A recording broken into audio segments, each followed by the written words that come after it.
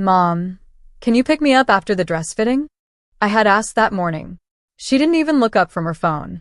Sweetheart, we're at the spa all day. Take a taxi. It was my sister's wedding week, the kind of grand, Instagram-perfect event that my family treated like a royal coronation. I was 16, invisible, and mostly useful for running errands. The sky was overcast when I left the boutique, carrying my sister's wedding veil. I remember thinking how fragile it looked, lace and silk so easily torn. Then the light turned green, and the world exploded into sound. Tires screeched. Metal screamed. My body hit pavement. Pain swallowed everything. When I opened my eyes, bright white lights blurred above me. Voices overlapped. Panic, urgency, confusion. Internal bleeding, someone said. She's a minor. We need consent for surgery. Another voice cut through the noise, sharp and cold. My mother. If it dies, let me know. I don't have time for paperwork. My breath caught it, she said. Not she. Then everything went dark again. Hours? Days? I don't know how long passed. When I woke up, the hospital was quiet. Tubes ran into my arm, and pain throbbed beneath the morphine. A nurse smiled softly. You're lucky, sweetheart. The surgery went well. Your guardian signed off just in time. My guardian? I rasped. She nodded, handing me the clipboard. The words swam into focus. New legal guardian. Followed by a name I never expected. Not my mother. Not my sister. Someone who had every reason to hate my family, but chose to save me instead. The name on the form made my heart stop. Mr. Robert Hale. My mother's estranged brother. My uncle. The man she'd called a disgrace and banned from our house years ago. The nurse continued. He came in furious, shouting at the doctor for even hesitating. Said he didn't care what it cost, just save you. Her voice softened. He stayed here all night. Tears stung my eyes. Uncle Robert hadn't seen me in years, yet he was the only one who came. My mother hadn't called once. Neither had my sister, the bride-to-be, too busy for her broken sibling. When Robert entered the room, I barely recognized him. Older, tired eyes, still wearing his work jacket from his construction company. Hey, kid, he said gently. You gave us all a scare. You signed for me? I whispered. He nodded. Doctors said they needed family. Your mom refused. Said she was getting her nails done. So I told them I'd take responsibility. His voice broke slightly. No child deserves to beg for permission to live. That night, I learned he'd been cut off from the family for calling out my father's fraud years ago, the same fraud that funded my sister's wedding. The next morning, my mother finally arrived, with perfect makeup and zero shame. You've caused enough trouble, she hissed. Robert, undo whatever legal nonsense you signed. She's my daughter. Robert stepped forward, his tone cold. You were her mother. Now you're just a visitor. Her face paled. You can't do this. He met her glare, without blinking. Watch me. That was the first time I saw someone stand up to her, and it changed everything. I wasn't invited to my sister's wedding after that. Mom said it would ruin the aesthetic if I showed up with bruises and a limp. Uncle Robert didn't argue. He just looked at me from across the breakfast table and said, let them have their show. We'll build something real.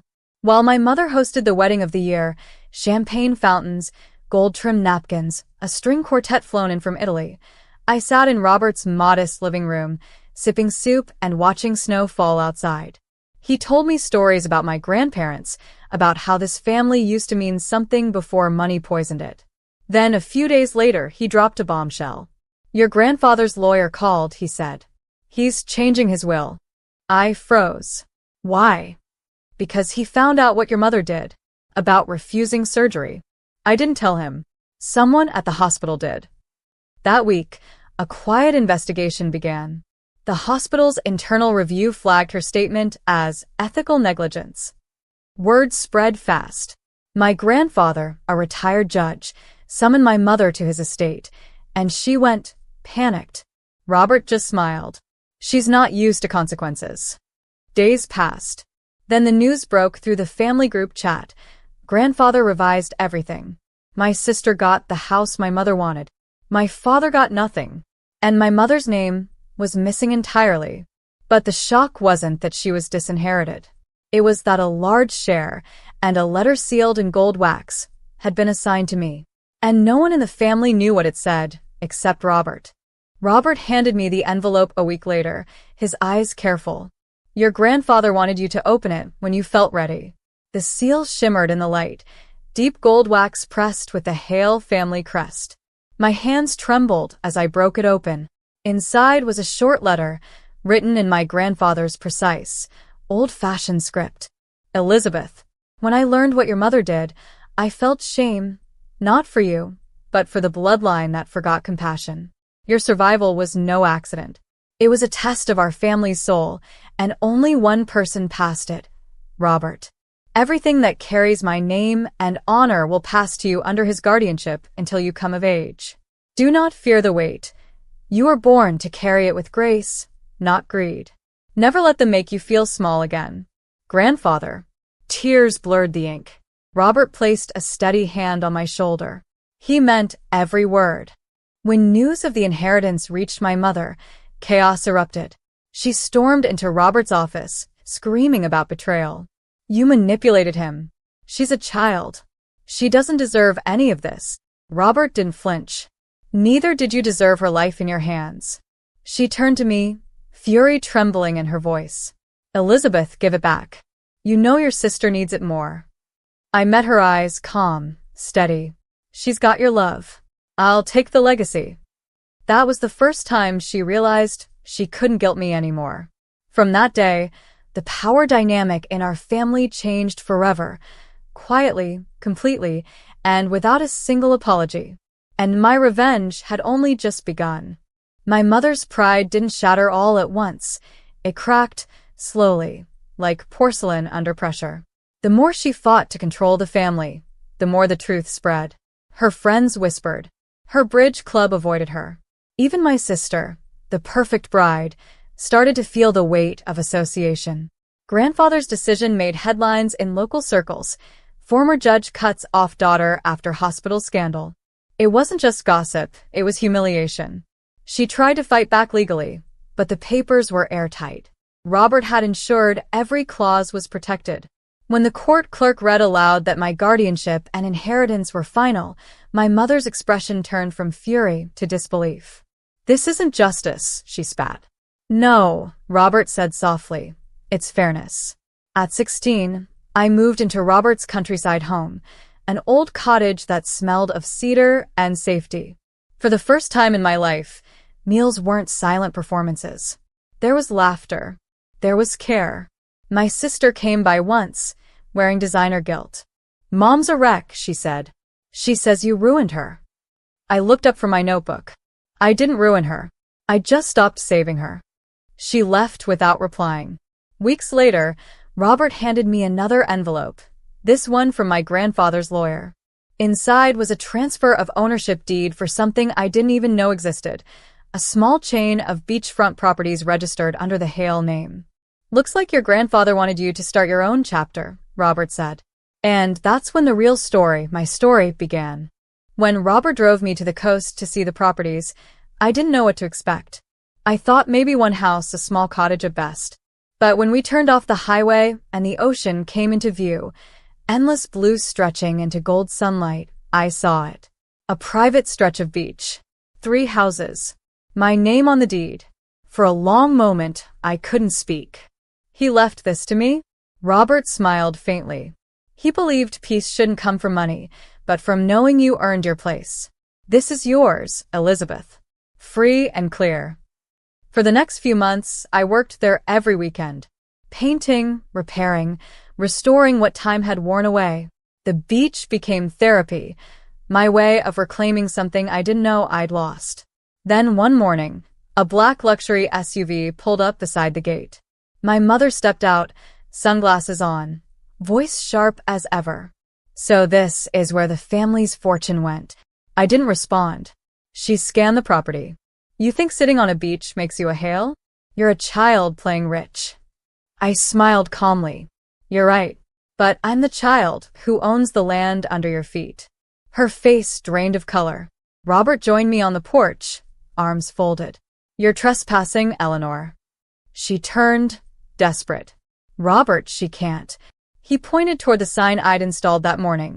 "Private property. Authorized access only." The irony wasn't lost on her. The woman who'd once refused to sign my surgery papers was now begging to be let onto my land. And this time, I didn't need permission to say no. The silence between us was heavier than the waves crashing behind me. My mother stood at the gate, clutching her designer purse like armor. "Elizabeth," she began, her voice trembling between pride and panic. "You don't understand the pressure I was under. The wedding, the expenses.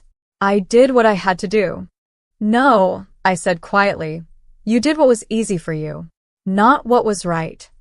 She exhaled sharply. "You think you're better than us now because you inherited a few houses?" "I don't think I'm better," I said, stepping closer. "I just stopped being small."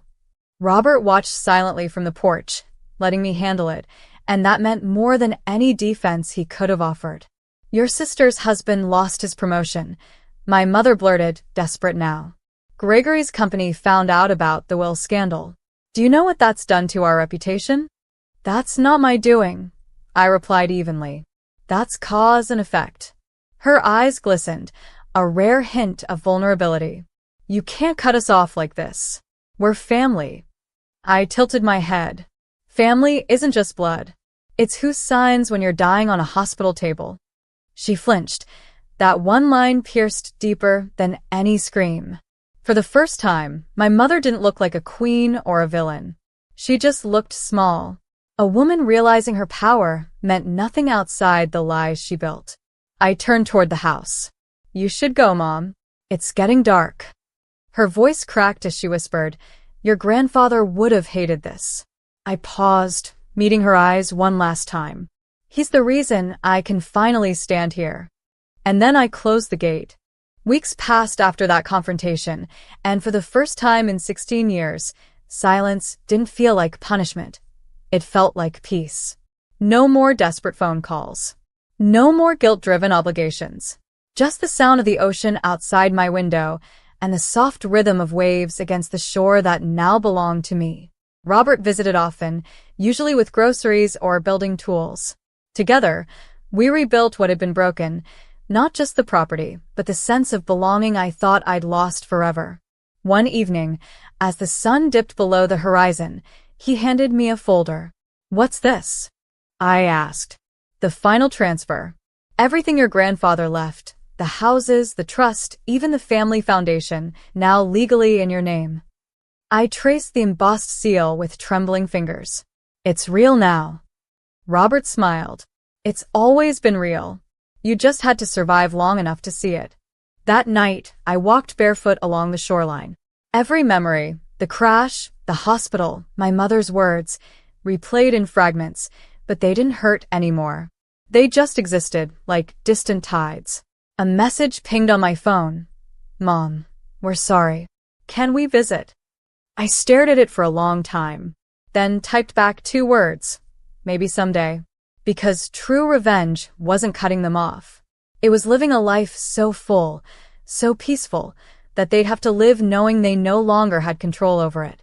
I looked out over my beach, my sanctuary, my inheritance of peace, and whispered to the wind, "I made it, Grandpa."